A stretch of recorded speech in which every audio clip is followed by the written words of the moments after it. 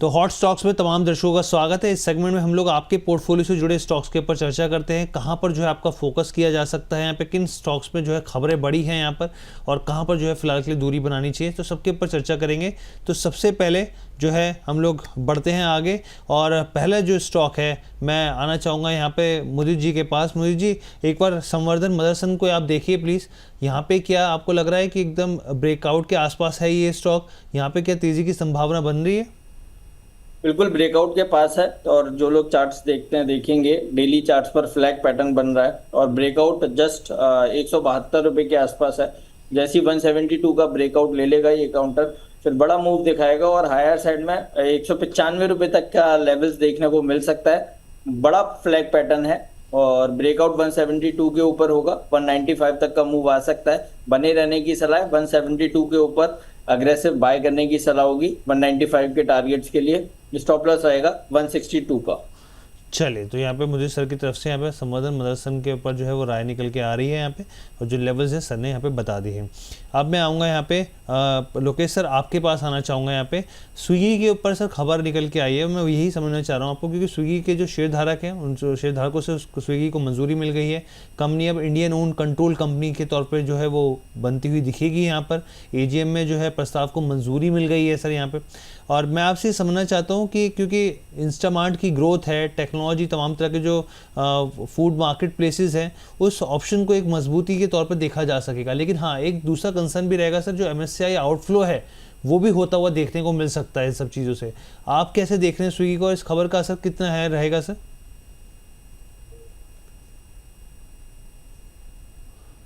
Lokesh sir, आपको आवाज़ मिल रही है मेरी? जी जी, आप मुझे पूछ रहे हैं? जी लोकेश सर। जी जी, स्विगी अगर देखेंगे ना, ये थोड़ा सा अंडर परफॉर्म ही रह रहा है अगर जोमेटो के साथ या इंटरनेट के साथ आप कंपेयर करोगे तो। बट इन ट्रेंड ये स्टॉक ज्यादा बुरा नहीं लग रहा। 260 265 बहुत अच्छा सपोर्ट जोन है और 290 295 एक रेजिस्टेंस जोन है। स्विगी, जोमेटो ये सारे स्टॉक में फंडामेंटल ट्रैक नहीं करूंगा मैं, क्योंकि वैल्यूएशन समझ में कभी नहीं आएगा। तो इसको टेक्निकल ही मेरे हिसाब से ट्रेड किया जा सकता है। तो 260 260 265 के स्टॉप लॉस के साथ इसमें बना रह सकते हैं 285 290 के टारगेट के लिए। चलिए, तो सर की तरफ से यहाँ पे राय निकल के आ रही है। मैं गौरव सर के पास चलता हूँ यहाँ पे। गौरव सर, रियल टेल को लेकर मैं आपसे समझना चाह रहा हूँ। कंपनी को करीब करीब 167 करोड़ के आसपास का एक ऑर्डर मिला है यहाँ पे। एम्प्लॉय प्रोविडेंट जो फंड ऑर्गेनाइजेशन है वहाँ से जो है ये ऑर्डर मिलता हुआ दिखा है। रेलवे स्टॉक्स में वैसे भी मोमेंटम नहीं बन रहा सर, लगातार लंबे समय से यहाँ पर दबाव है रियल टेल, और बल्कि अभी पीछे जो नतीजे भी आए वो भी कुछ खास निकल के आए नहीं। आप कैसे देख रहे हैं स्टॉक को?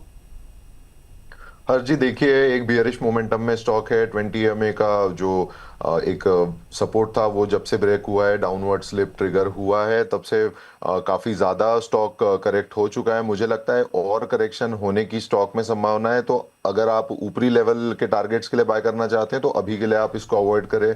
मुझे लगता है 244 से लेकर 250 तक के लेवल एक अट्रैक्टिव लेवल्स होंगे बाइंग के लिए। यहाँ तक अगर एक करेक्शन देखने मिलता है तभी इसमें एक एंट्री पॉसिबल है। अदरवाइज वही होगा कि यार 277 280 के पास बाय कर लिया, अब नीचे आ गया है, फिर रिकवरी के लिए काफी टाइम लग रहा है। तो आप 244 से लेकर 245 से लेकर 250 तक के लेवल्स का आप वेट कर लीजिए। उसके बाद हम लोग फिर से इस स्टॉक को रिविजिट करेंगे। अच्छा गौरव जी, क्योंकि आपके पास जो है आज मुझे लग रहा है आप जाना है आपको, लेकिन उससे पहले मैं आपसे ज़रूर जानना चाहूँगा कि आपको कैश मार्केट में क्या पसंद आ रहा है सर? बिल्कुल, देखिए, MCX पर मेरी एक नज़र होगी। MCX एक अच्छा खासा मोमेंटम दिखा रहा है। पिछले 3-4 सेशन की आप बात करें, एक अच्छा खासा मूव देखने मिला था। 3030 से लेकर 3040 तक के लेवल पर एक अच्छा खासा बाइंग अपॉर्चुनिटी यहाँ पर बनता हुआ मुझे नज़र आता है। यहाँ पर आप खरीदारी करके चल सकते हैं। ऊपरी लेवल पर पहला टारगेट, मैं 1 महीने की ही बात कर रहा हूँ, 3 से 4 वीक के लिए आप 3400 का पहला टारगेट आप एक्सपेक्ट कर सकते हैं। 3400 का अगर ब्रेकआउट आता है, इससे ऊपर सस्टेन करने में स्टॉक बरकरार रहता है तो 3650 का दूसरा टारगेट आप इसमें एक्सपेक्ट कर सकते हैं। जबकि निचले लेवल पर अगर स्टॉप लॉस की बात की जाए तो 2900 का एक 140 पॉइंट का स्टॉप लॉस आप इसमें मेंटेन करके चल सकते हैं। ठीक है, तो ये MCX की तरफ से, सर की तरफ से जो राय निकल के आ रही है यहाँ पे, और कोई स्टॉक रहेगा सर आपके रडार पर? अभी के लिए तो मैं वेट करने की ही सलाह दूंगा। काफी सारे जो स्टॉक्स है, आज अगर एक निफ्टी में करेक्शन आता है तो मुझे लगता है एक डिस्काउंटेड रेट पर काफी सारे स्टॉक्स मिलेंगे। जैसे मैंने इन्फोसिस की सलाह दी हुई थी, वो एक अच्छे खासे रेट पर मिल सकता है। इंडसइंड बैंक है, वो मुझे थोड़ा अट्रैक्टिव लगता है, लेकिन हाँ, करेक्शन का वेट कर लेना चाहिए। तो मुझे लगता है करेक्शन के बाद ही हम लोग इनको रिविजिट करेंगे। एक अपडेट मैं दे देना चाहता हूँ कि एसजी मार्ट की सलाह मैंने आप ही के साथ पिछले शो में 2 वीक पहले एक दी हुई थी, जिसका 800 का टारगेट था। 820 के आसपास तक के हाई लगा चुका है, तो टारगेट्स सारे कंप्लीट हो चुके हैं स्टॉक में। तो मुझे लगता है कि आपको आज के सेशन में बिल्कुल प्रॉफिट बुकिंग कर लेनी चाहिए। चलिए, तो यहाँ पे सर की तरफ से जो है राय निकल गया कि जिन स्टॉक्स पे पहले सलाह दी थी वहाँ पे प्रॉफिट बुकिंग की, और आज पर जो है यहाँ पे साफ तौर पे जो फोकस सर का एमसीएक्स के ऊपर है उस पर आप ध्यान दिया जा सकता है। Thank you sir, Gaurav sir, बहुत बहुत धन्यवाद हमारे साथ जुड़ने के लिए। और साथ ही डिस्क्लेमर प्लीज़ शेयर कर दीजिए। बिल्कुल, जो भी स्टॉक्स आज हमने इस सेशन में डिस्कस किए हुए हैं उसमें मेरा पर्सनल इंटरेस्ट या फिर पर्सनल होल्डिंग बिल्कुल भी नहीं है। कोई भी इनमें अगर निवेश करना चाहता है तो अपने वित्तीय सलाहकार से एक राय मशवरा जरूर कर ले। ठीक है सर, धन्यवाद हमारे साथ जुड़ने के लिए सर। तो यहाँ पर जो है गौरव जी की राय निकल के आ रही थी। अब जो है हम लोकेश सर के पास चलते हैं। लोकेश सर, आपके रेडार पे कौन से स्टॉक्स रहेंगे सर, जो अभी, क्योंकि आप लगातार चर्चा करते आ रहे हैं, कुछ स्टॉक्स जो आपने बताए भी यहाँ पर, अब कुछ यहाँ पे बदलाव है लिस्ट में सर, कहाँ पर फोकस करें? हर जी लिस्ट तो वही रहेगी, बट उसमें एक पुराने स्टॉक की बात कर लेते हैं। केपीएल, हमने लास्ट वीक भी बात की थी। क्वालिटी फार्मा 1900, 2400, 2700 लास्ट हमने बात की थी 3200 में। आज है 3500, 3700 जाके आया है। हमने 3800 का टारगेट दिया था, बट आप टारगेट रिवाइज करके 4100 कर रहे हैं। तो 1900 से हम इसको ट्रैक करते हुए आ रहे हैं और आपके यहाँ बताते हुए आ रहे हैं 2 महीना पहले से। और आप देखिए किस तरह से 55-60% का रिटर्न ऑलरेडी हो चुका है। अब मुझे लगता है ये स्टॉक और भी अच्छा कर सकता है, तो इस पे बने रह सकते हैं, नया एंट्री भी की जा सकती है। जो दूसरा स्टॉक है वो आज डिफेंस से मैं बात करूंगा। थोड़ा सा इलिक्विड स्टॉक है, तो थोड़ा सा ध्यान रखें, अपने रिस्क मैनेजमेंट करके अपने RRI से पूछ के ही इसमें बाई करें। इसमें बायसनेस इसलिए है क्योंकि मेरा नाम जुड़ा हुआ है, लोकेश मशीन नाम है तो इस स्टॉक को जरूर ध्यान दें। ये एक्चुअली करती क्या है कंपनी, हाँ, 334 के करीब ये स्टॉक चल रहा है। ये आपने गन देखा होगा मिलिट्री वालों के पास, बंदूक देखी होगी, मैं अगर सिंपल लैंग्वेज में समझाऊं तो वो ये बनाती है। और साथ में जो गोला बारूद होता है उसका जो सेल होता है, ये वो कंपनी ये बनाती है। अब बेहतरीन फंडामेंटल्स है, टेक्निकल में जबरदस्त अप मूव हमें देखने को मिल रहा है। ये स्टॉक बाई किया जा सकता है फॉर द टारगेट ऑफ 425 से 430। टाइम लगेगा 6 से 7-8 महीने, तो हम इसको रिव्यू करते रहेंगे बीच में। एक बार में ना खरीदें, नंबर 1। नंबर 2, अपनी क्वांटिटी को देख के खरीदें, क्योंकि ये सर्किट टू सर्किट और लो वॉल्यूम में चलता है स्टॉक, तो थोड़ा सा उस चीज को ध्यान जरूर रखें। ठीक है, लोकेश मशीन तो सर के नाम पर है, और सर की तरह जैसे सर गोले दागते हैं, बैक टू बैक टारगेट्स दागते हैं यहाँ पर अभी हमने देखा क्वालिटी फार्मास्यूटिकल्स में, तो वैसे ही जो लोकेश मशीन जो है यहाँ पर, ये सर की तरफ से राय निकल के आ रही है। 430 से लेकर 425 तक के टारगेट्स यहाँ पर आते हुए दिख सकते हैं यहाँ पे। और डिफेंस स्टॉक के ऊपर एक और स्टॉक के ऊपर मैं आपसे चर्चा करूँगा, इंडो MIM सर, इसको लेकर मैं अभी आऊँगा आपके पास यहाँ पर, क्योंकि कल HDFC म्यूचुअल फंड ने भी स्टॉक में अच्छी खासी खरीदारी करी है। लेकिन मुझे सर, आप कैश मार्केट में क्या पसंद आ रहा है सर आपको? देखिए, कैश मार्केट के लिए आज एक ही स्टॉक लेके आए हैं, दैट इज वाटेक वाबाक। अरे वाह सर, वाटेक वाबाक खरीदारी करने की सलाह है। 1980 रुपए पर ट्रेड हो रहा है, बाय कीजिए। स्टॉक में हेल्दी करेक्शन कंप्लीट हुआ, डबल बॉटम करीब 1860 के आसपास कंप्लीट हुआ है, और वहां से कल बहुत अच्छे रिवर्सल आए हैं चार्ट्स पर। तो बेयर मिनिमम 2060 और 2100 के टारगेट्स बनने चाहिए, तो यहाँ पर खरीदारी करके चल सकते हैं। स्टॉप लॉस लगाइए 1935 का, और पहला टारगेट बनता है 2060 का, दूसरा टारगेट 2100 का। वाटेक वाबाक बाय करने की सलाह है। वाटेक वाबाक वाटर मैनेजमेंट कंपनी, और पिछले कुछ समय बहुत अच्छा, कुछ सालों से आप देखिए बहुत ही शानदार मुनाफा जो है निवेशकों को कमाकर दिया है स्टॉक ने। अच्छा, एक जो है मैं चर्चा करना चाह रहा था यहाँ पे, क्योंकि डिफेंस स्टॉक की सर जब बात छिड़ी है लोकेशन ने, सर इंडो MIM कल रिजल्ट्स, परसों रात को रिजल्ट्स आए थे इसके, और रिजल्ट्स बहुत ही शानदार रहे। अब मैं आपसे समझना चाह रहा हूँ स्टॉक को लेकर, क्योंकि कल भी इसमें 10% 12% तक चढ़ा था सर ये, उसके बाद थोड़ा सा यहाँ पे कूल ऑफ हुआ है, लेकिन इसके फंडामेंटल्स सर आपके हिसाब से क्या कहते हैं यहाँ पर? और जिस हिसाब से इसमें हमने देखा आईपीओ में जिस तरीके से क्रेज़ रहा, बहुत सारे एक्सपर्ट्स का अभी भी मानना है यहाँ पे स्टॉक के फंडामेंटल्स को देख के कि ये लॉन्ग टर्म के हिसाब से काफ़ी बेहतर बेट हो सकती है। क्या आपका भी ये मानना है? जी सर, मेरा मानना भी वही है कि स्टॉक काफी अच्छा कर सकता है। क्यों कर सकता है, पहले तो आप सेक्टर समझिए। जो सेक्टर का मैं जब स्टार्टिंग कमेंट्री दे रहा था आपको बताया था, एरोस्पेस। एरोस्पेस और प्रिसिशन इंजीनियरिंग में मास्टरी रखते हैं कंपनी। बेहतरीन फंडामेंटल्स तो है ही। 50,000 करोड़ के मार्केट कैप में हो गया है। तो एरोस्पेस सेक्टर में जो जो कंपनीज है उसमें से नंबर 1 नंबर 2 प्लेयर में ये पहुंच चुके हैं मार्केट कैप वाइज। एंड अगर ध्यान से देखें जिस तरह से रिजल्ट आया है, जिस तरह से काम कर रहे हैं, जितने इनके कस्टमर्स है, कस्टमर बेस है, सब कुछ देख के फंडामेंटली तो कोई दो राय नहीं है जो कंपनी अच्छी है। अब क्या मगर अच्छे के साथ साथ थोड़ा सा वैल्यूएशन एक्सपेंसिव है, ये जरूर याद रखिएगा। बट ये एक्सपेंसिव मुझे लगता है कुछ दिन एक्सपेंसिव रहेगा। तो लॉन्ग टर्म के लिए मेरे हिसाब से स्टॉक को बने रहना चाहिए। बट ज्यादा टेक्निकल चार्ट है नहीं, तो इसमें सपोर्ट रेजिस्टेंस ड्रॉ करना मुश्किल होगा, तो वो अभी मुश्किल है बोलना। बट मेरे हिसाब से लॉन्ग टर्म के लिए धीरे धीरे एक्युमुलेट किया जा सकता है स्टॉक को। ठीक है, तो चलिए सर की तरफ से यहाँ पे जो है वो राय निकल कर आ रही है। एक शिपिंग कॉरपोरेशन ऑफ इंडिया को लेकर जो है यहाँ पर मुझे सर एक पटेल साहब हैं वो जानना चाह रहे हैं एससीआई को लेकर, और कह रहे हैं कि 295 की बाइंग है यहाँ पे और 75 शेयर्स हैं, क्या किया जाए? सब बने रहना है, बने रहना है इस स्टॉक में। कोई मुझे चार्ट्स पर कोई भी खराबी नहीं दिख रही। स्टॉक ने अभी 320-22 का हाई बनाया था, वहां से 285 तक करेक्शन ले ली, और कल जैसे कैंडल बना है, इसे एंगल्फिंग बोलते हैं, और उसके बाद अच्छे रिवर्सल देखने को मिले हैं। तो यहाँ से भी तेजी और बन सकती है। पहले ही टारगेट 320 का बनता है, यहाँ से वो निकालेगा, वहां पर फ्रेश ब्रेकआउट होगा 320 के ऊपर, और फिर जब वो ब्रेकआउट आएगा वो 350 तक की रैली दिखा सकता है। हमारा व्यू पॉजिटिव है और इस पर नजरें बनी हुई है। जैसे पूरी तरह से कंट्रोल में आएगा ये काउंटर, वहां पर बाय करने की हम सलाह देंगे। तो अभी भी आप खरीदारी करके चल सकते हैं। स्टॉप लॉस लगाइए 275 का। जैसे मेरा कंट्रोल का मतलब है 301 रुपए के ऊपर जैसे ही निकलेगा, मेरा बाय सिग्नल पूरी तरह से आ जाएगा चार्ट पर, और 320 और 350 के टारगेट्स खुल जाएंगे, तो खरीदारी करके चल सकते हैं। स्टॉप लॉस रहेगा 275 का।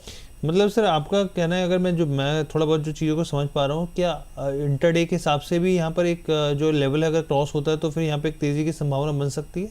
तब बिल्कुल बन सकती है। देखिए कुछ सेक्टर ऐसे हैं जहां पर कुछ स्टॉक्स ऐसे हैं जहां पर मूवमेंट नहीं आया है। शिपिंग कॉर्पोरेशन उनमें से एक है, और हमें ऐसा लगता है कि थोड़े पीएसयू रिलेटेड स्टॉक्स, चाहे वो इंजीनियर्स इंडिया हो, शिपिंग कॉर्पोरेशन हो, आईटीआई हो, एसटीसी इंडिया हो, इनमें अभी तक सर्ज देखने को नहीं मिला है। तो पीएसयू थीम यहाँ से थोड़ा सा आउट परफॉर्मेंस दिखा सकती है, और इसलिए हम इन स्टॉक्स पे बुलिश हैं। आईटीआई का भी जिक्र कई बार हमने बोनस के साथ बोनस चैनल पर किया हुआ है, और शिपिंग कॉर्पोरेशन पे भी व्यू थोड़ा पॉजिटिव रखते हैं, तो तेजी बन सकती है। इंट्राडे में भी 301 अगर निकलता है तो बिल्कुल मूवमेंट आ सकता है, और ये स्टॉक बड़ी चाल देता है। ऐसा नहीं है कि एक बार अगर चलने पे आता है तो 10-15% की रैली इजीली डिलीवर करता है, तो इसलिए 301 के ऊपर हम टोटली बुलिश हो जाएंगे। चलिए ठीक है। अच्छा, शिल्पा मेडिकेयर की बात कर लेते हैं यहाँ पे।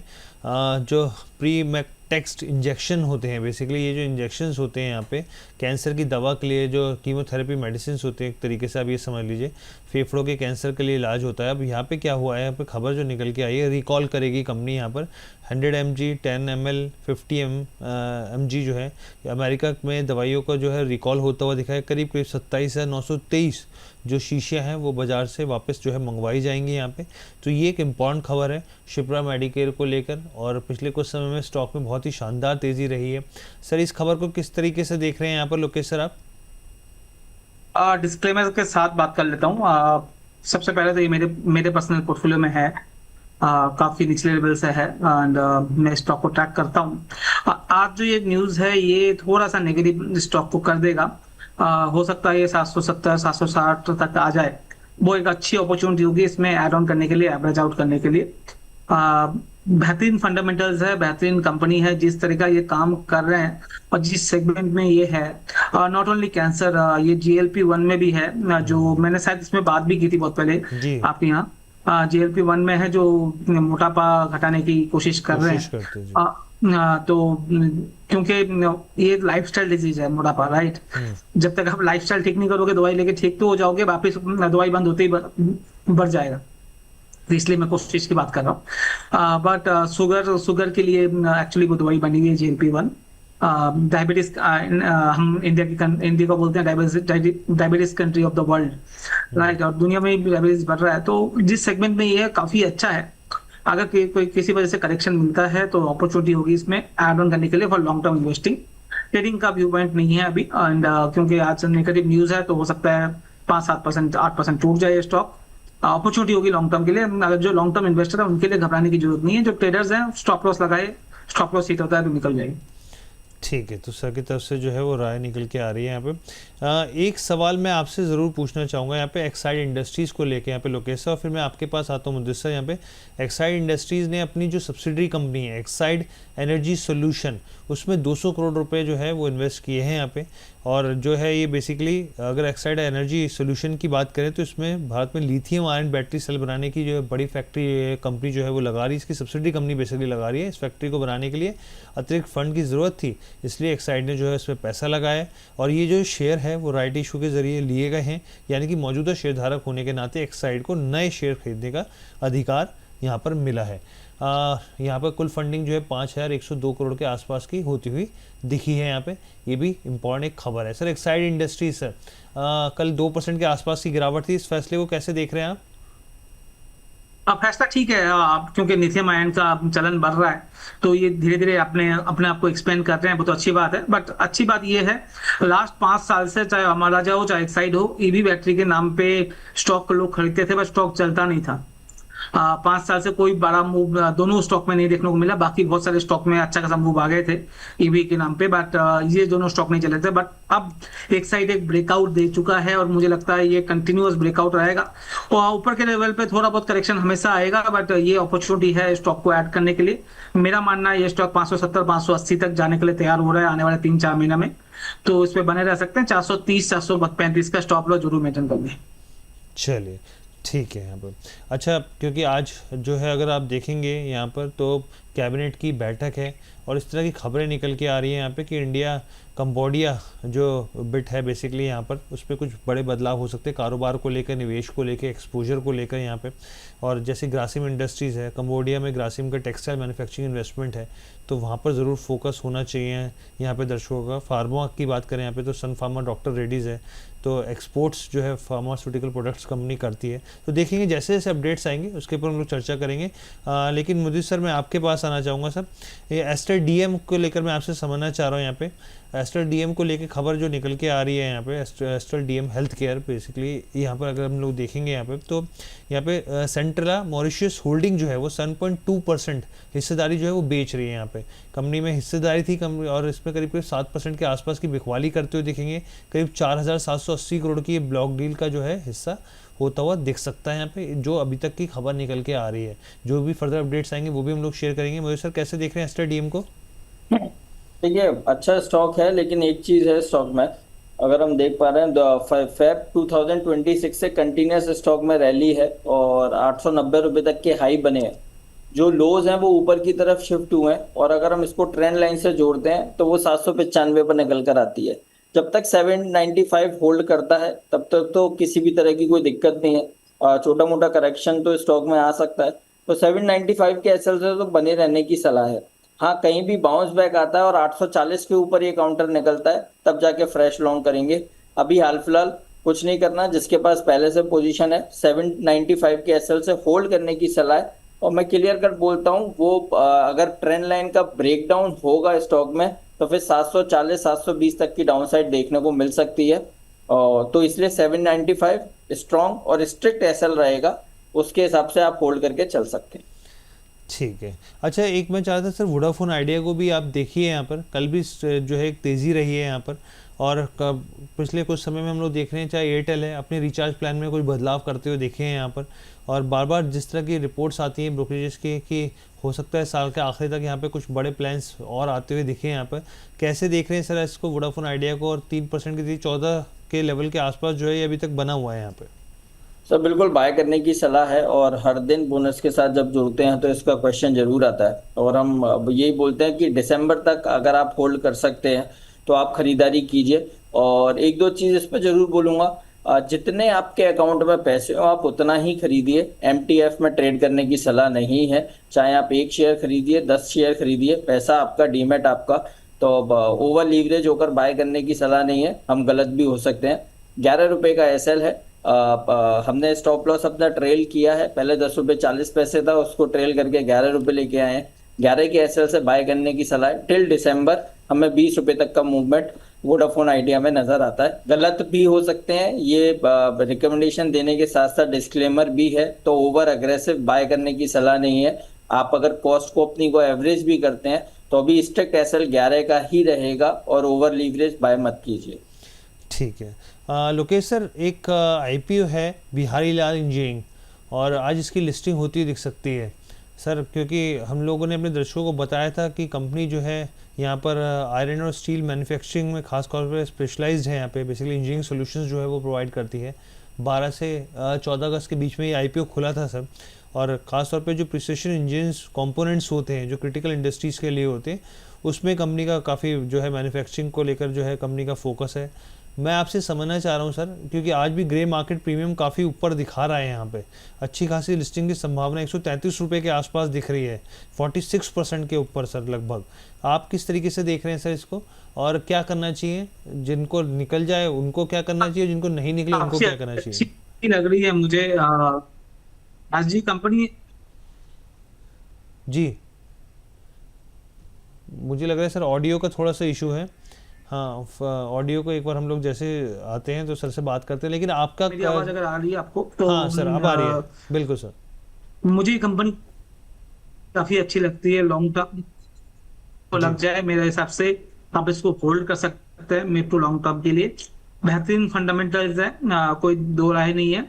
नॉर्मली मैं आईपीओ ट्रैक नहीं करता हूँ हर्ष जी, आईपीओ में ज्यादा मैं दिमाग नहीं लगाता, क्योंकि मेरा रूल है कि 3 महीना या 6 महीना के बाद ही कोई भी स्टॉक पे हम हाथ लगाते हैं आईपीओ आने के बाद। उसके पहले हम स्टॉक को ट्रैक नहीं करते, ना ही उसको एनालाइज करते हैं, क्योंकि 95% स्टॉक जो है आईपीओ में आने के बाद अपने आईपीओ प्राइस से नीचे आ जाते हैं 3-4 महीने के बाद। तो वो एक क्राइटेरिया रहता है हमारा, तो हम उसको मानते हैं, और उसके लिए हम आईपीओ स्टॉक को नॉर्मली देखते नहीं है। बहुत ज्यादा इंटरेस्टिंग कोई स्टोरी हो तो अलग बात है।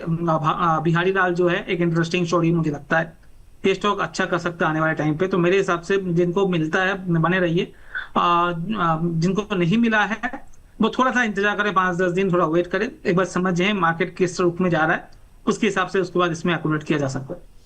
ठीक है। अच्छा, एक दीपक कुमार जी हैं साहू जी, ये कह रहे हैं टाटा मोटर पैसेंजर व्हीकल के ऊपर आपका क्या व्यू है लोकेश जी, और टाटा पावर पे भी? टाटा मोटर पैसेंजर व्हीकल्स पे मेरा राय है बाय ना करें, अवॉइड करें। मोमेंटम इसके साथ नहीं है, जब तक मोमेंटम नहीं है तब तक स्टॉक जितना भी सस्ता लगे लेके कोई फायदा है नहीं। आप अगर वीकली चार्ट में देखेंगे, डेली चार्ट में देखेंगे, कंटिन्यूअस आपको लोअर दिखेगा, डाउन ट्रेंड दिखेगा। जैसे मैं रेलवे स्टॉक से लिए बोलता हूँ हमेशा, जो ऑर्डर बुक में लेंगे इसके लिए बोलूंगा सर, गाड़ी बिकेगी और स्टॉक नहीं चलेगा। जब तक नहीं चलेगा, हम ट्रेंड को अपना फ्रेंड मानते हैं, ट्रेंड नहीं है अपर डायरेक्शन में तो अपोजिट ट्रेंड स्टॉक लेके या सस्ता वैल्यूएशन हो गया इसलिए लेते हैं, ऐसा काम नहीं करना है, अवॉइड करें स्टॉक को। अच्छा, अवॉइड करने की साफ तौर पे सर की तरफ से जो है वो सलाह है।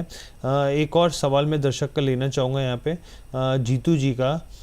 मोदी जी आपके पास आऊँगा, कह रहे हर्ष भाई HBL इंजीनियरिंग बाइंग रेंज जो है 810 रुपये है, और पूछ रहे हैं कि क्या एग्जिट कर सकते हैं या फिर बने रहें यहाँ पर, प्लीज़ एडवाइस कीजिए, सजेशन चाह रहे हैं सर आपसे। देखिए HBL इंजीनियरिंग चार्ट्स तो वीक है, और एक बार एग्जिट करेंगे तो ज़्यादा ठीक लगेगा, क्योंकि 5 EMA 21 EMA सस्टेन नहीं हो रहा, लगातार उसके नीचे ही ये काउंटर ट्रेड हो रहा है। प्रीवियस स्विंग सपोर्ट करीब 680 और 685 के आसपास था, वो भी ब्रेक हुआ है, और continuous lower highs lower lows में है ये काउंटर। तो आने वाले दिनों में ये काउंटर 600 रुपये तक की डाउन साइड दिखा सकता है। तो हमारे सजेशन में एक बार एग्जिट करने की सलाह होगी, 600 के आसपास कहीं बेस बनता है तब जाके लॉन्ग बक करेंगे, अदरवाइज तो एग्जिट करने की सलाह है। चलिए, एग्जिट करने की सलाह जो है वो साफ तौर पे निकल कर आ रही है यहाँ पे। इसके अलावा भी बहुत सारे दर्शकों के सवाल बने हुए हैं यहाँ पे। एक सुज़लॉन के ऊपर भी राय लेना चाहूँगा सर मैं आपसे लोकेश सर, क्योंकि आप आते हैं तो दर्शक पूछते हैं। अब यहाँ पे जैसे एक वेव क्लाउड के नाम से क्यूपिड के ऊपर भी सवाल पूछ रहे हैं। क्यूपिड और सुज़लॉन सर दोनों पे एक बार आप अपनी प्रतिक्रिया दे दीजिए प्लीज़। पहले अच्छी बात की बात कर लेते हैं। कुपिक पे मेरे हिसाब से बने रहना चाहिए अगर लिया है तो। वैल्यूएशन बहुत महंगा है, रिजल्ट काफी अच्छा आ रहा है, मगर वैल्यूएशन फिर भी बहुत ज्यादा महंगा है। मगर फिर भी मैं क्यों बोल रहा हूँ लेने के लिए, ऑलरेडी 150 गुना चल चुका है, मतलब 1 लाख का 1.5 करोड़ बना है 2 साल में। 2 रुपए का स्टॉक सर, आपको 2-3 रुपए का स्टॉक था, वो 280 रुपए मिल रहा है आपको 2-2.5 साल के अंदर। 2023 में 2-3 रुपए था, स्प्लिट बोनस एडजस्टेड। मगर जिस तरह से मोमेंटम है स्टॉक पे, मोमेंटम को प्ले करना चाहिए। स्टॉप लॉस ट्रिक रखें। जब ये स्टॉक टूटने में आएगा या जब स्टॉक साइडवेज जाएगा तो काफी लंबे टाइम तक ये साइडवेज या टूटने में रहेगा। मगर जब तक टूटता नहीं है, जब तक मोमेंटम है, आप अगर मोमेंटम प्ले नहीं करोगे तो आपको हमेशा मिसिंग अपॉर्चुनिटी रहेगी जो आपने मिस कर दिया है। तो वो नहीं करना है, स्टॉप लॉस ठीक रखें। मुझे लगता है 250 का स्टॉप लॉस बहुत अच्छा रहेगा। 250 के स्टॉप लॉस के साथ इसमें बने रहिए। कितना जाएगा बोलना मुश्किल है, क्योंकि 330 जाएगा या 400 जाएगा या 500 जाएगा, कोई लिमिट नहीं है। जब कोई स्टॉक अनलिमिटेड मोमेंटम में रहे और 150 गुना अगर 2-2.5 साल में बनाए और वहां से और एक डबल हो जाए तो कोई बड़ी बात नहीं होगी। तो मेरे हिसाब से इसमें अभी तो बने रहिए। दूसरा स्टॉक है सुज़लॉन। सुज़लॉन के लिए मैं कई बार यहाँ पर बोल चुका हूँ, सुज़लॉन से अभी दूर रहें। अभी ये स्टॉक पैसा आपको नहीं बना देगा, नहीं बना के देगा। नॉट ओनली सुज़लॉन, चाहे वो वारी हो, चाहे वो कोई भी सोलर एनर्जी या विंड एनर्जी वाले स्टॉक हो, वहां पर ओवर सप्लाई आ चुका है मार्केट में। 21-22 में ग्रीन एनर्जी के जिस तरह से थीम चला था, हर दूसरी कंपनी ग्रीन एनर्जी का पार्क लगा के बैठे हैं और सोलर और विंड एनर्जी और सोलर एनर्जी का पार्क लगाए हैं। तो जो ओवर सप्लाई हुआ है, अब वो सप्लाई अब ट्रांसफरेबल नहीं हो पा रहा, क्योंकि अपना इतना अच्छा ग्रिड या ट्रांसफार्मर नहीं है।